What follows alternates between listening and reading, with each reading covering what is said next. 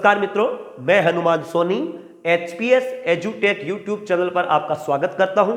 और साथियों, अगर आपको हमारा चैनल पसंद आए, क्लासेस पसंद आए, तो इस चैनल को ज़्यादा से ज़्यादा शेयर करें, लाइक करें और कमेंट करें। देखिए, आज अपन दोस्तों मैंने देखा कि हर एग्जामिनर जो है बार बार वनस्पति से रिलेटेड सवाल पूछता है। आपकी छोटी सी क्लास है वनस्पतियों के बारे में जो बात करता हूं। वनस्पतियां, देखो वनस्पति दोस्तों पृथ्वी पर अलग अलग क्षेत्र में पाई जाने वाली वनस्पतियों को अलग अलग नामों से जाना जाता है और हमारा एग्जामिनर सीधा ही सीधा अंग्रेजी वर्ड देता है, इसलिए थोड़ा ध्यान रखें। अगर दोस्तों पहली वनस्पति है हाइग्रोफाइट, इसका मतलब होता है वो वनस्पति, ध्यान से सुनिए साथियों, वो वनस्पति जो उष्ण आर्द्र क्षेत्र में पाई जाती है। उष्ण आर्द्र का मतलब होता है साथियों जहां पर अत्यधिक बरसात हो और अत्यधिक टेम्परेचर हो, जैसे विषुवत रेखीय क्षेत्र। विषुवत रेखीय क्षेत्रों में ऐसी वनस्पति आपको देखने को मिलती है हाइग्रोफाइट। और दोस्तों हाइग्रोमीटर आर्द्रता का मापन करता है, क्योंकि जहां उष्ण आर्द्र क्षेत्र होता है वहां पर आर्द्रता अत्यधिक होती है।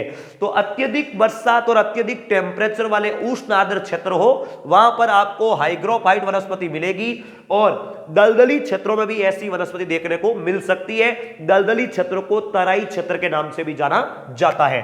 दूसरा सवाल है दोस्तों हाइड्रोफाइट। ध्यान दे साथियों, वो हाइग्रोफाइट है, ये हाइड्रोफाइट है। हाइड्रोफाइट का मतलब होता है जल प्लावित क्षेत्र, वो क्षेत्र जहां चारों ओर जल भरा हुआ हो और जल के अंदर दोस्तों जो वनस्पति उगती है उसको हाइड्रोफाइट के नाम से जाना जाता है। इस क्षेत्रों को दोस्तों आर्द्र भूमि यानी कि नम भूमि रामसर साइट के रूप में भी घोषित किया जाता है। आज हमारे भारत में 75 दोस्तों आर्द्र भूमियां, ध्यान रखेगा, जो 13 अगस्त को बन गई थी आजादी के अमृत महोत्सव में 75, ध्यान रखेगा, और सबसे ज्यादा दोस्तों तमिलनाडु में है। तो हाइड्रोफाइट का मतलब जल प्लावित क्षेत्रों में उगने वाली वनस्पति। तीसरी है दोस्तों ट्रोपोफाइट। इसका क्या मतलब होता है? ट्रोपोफाइट का मतलब है उष्ण कटिबंधीय क्षेत्रों में उगने वाली वनस्पति। आप मुझे पूछेंगे उष्ण कटिबंधीय कौन सा क्षेत्र होता है? दोस्तों 0 डिग्री से लेकर 23.5 डिग्री उत्तर, जिसको ट्रॉपिक ऑफ कैंसर आप कर्क रेखा कहते हैं, और दक्षिण की ओर ट्रॉपिक ऑफ कैप्रिकॉर्न यानी मकर रेखा कहते हैं। कर्क रेखा और मकर रेखा के बीच वाला क्षेत्र संपूर्ण पृथ्वी पर ट्रॉपिकल जोन अंग्रेजी में और हिंदी में कहते हैं उष्ण कटिबंधीय क्षेत्र। तो इस उष्ण कटिबंधीय क्षेत्र में उगने वाली वनस्पति ट्रोपोफाइट कहलाती है।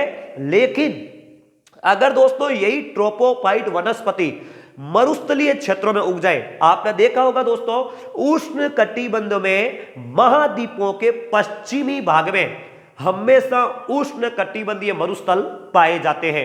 उष्ण कटिबंधीय मरुस्थलों में जो वनस्पति उगती है दोस्तों उनको कहते हैं कंटीली झाड़ियों वाली जो वनस्पति होती है। उनकी विशेषताएं वगैरह सब अपन कंटिन्यू बात करेंगे।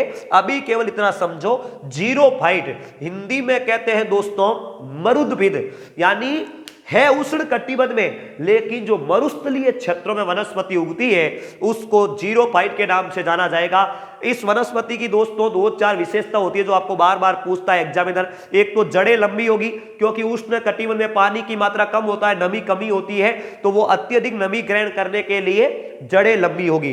दूसरी बात, इनकी पत्तियां बहुत छोटी होगी, पत्तियों के रूप में कांटे उग जाएंगे। पत्तियां छोटी होगी जिनके ऊपर की ओर दोस्तों मोम की पतली परत होगी, ताकि वो वाष्पोत्सर्जन क्या हो, बिल्कुल कम हो। जैसे खेजड़ी है, कीकर है, बेर है, इस प्रकार की वनस्पति उगाई देती है जीरोफाइट, हिंदी में मरुद्भिद।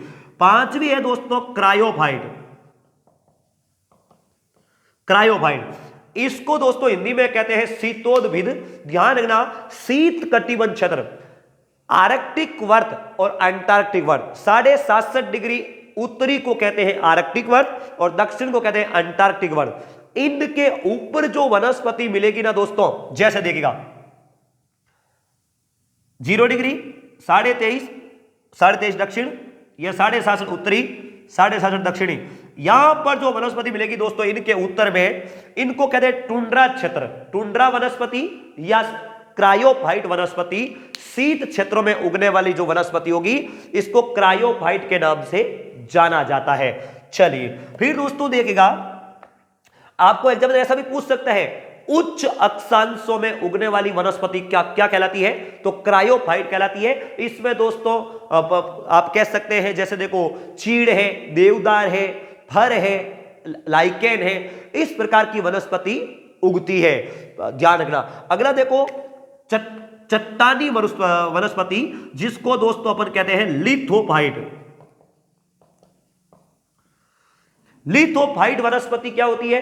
लिथोफाइट का मतलब होता है वो वनस्पति जो कठोर चट्टानों पर उग जाए। कठोर चट्टानों पर उगने वाली वनस्पति को लिथोफाइट के नाम से जानते हैं। दोस्तों चट्टानों पर भी आपने सोचा होगा कभी वनस्पति है? जी हाँ, चट्टानों पर भी मिलते हैं। और मैं आपको कह देता हूं कि हम जब एक रूम में बैठ करके स्टडी करते हैं तो हमको ऐसा लगता है यार हम यहाँ पर बैठ कर तैयारी कर रहे हैं और बाहर वाले कितने आनंद के साथ होते हैं। लेकिन दोस्तों ध्यान रखना, जिनको आगे बढ़ने का हौसला होता है ना, वो चट्टानों में भी सीना चीर करके बाहर निकल जाया करते हैं।